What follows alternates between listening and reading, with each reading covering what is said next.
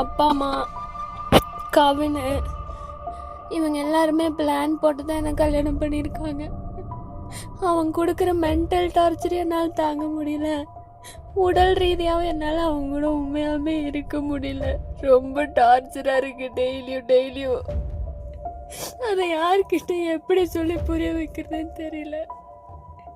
கேட்குற எல்லாருமே சகிச்சு போ, வாழ்க்கை இப்படிதான் இருக்கும், இன்னும் பார்க்க வேண்டியது நிறைய இருக்குன்னு தான் சொல்றாங்களே தவிர நான் எவ்வளவு பாதிக்கப்பட்டிருக்கேன்னு யாருமே புரிஞ்சுக்க மாட்டேங்கிறாங்க. நீங்க கூட நான் போய் சொல்றேன்னு நினைக்கிறீங்களா? சத்தியமா நான் எந்த விதத்துலயும் உங்ககிட்ட போய் சொல்லப்பா, நடந்தது மட்டும்தான் சொன்னேன். எல்லாருமே நாடகம் ஆடுறாங்க.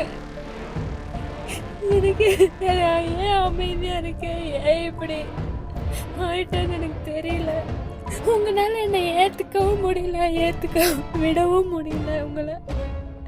ஆனா நான் லைஃப் லாங் உங்களுக்கு பாரமா இருக்க விரும்பல. இந்த தடவை என் மேல எந்த தப்பும் இல்லப்போ.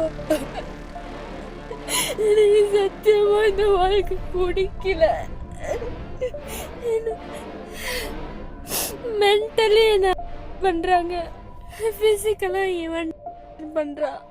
என்னால இதுக்கு மேல இந்த வாழ்க்கையை கண்டினியூ பண்ண முடியும்னு தோணல.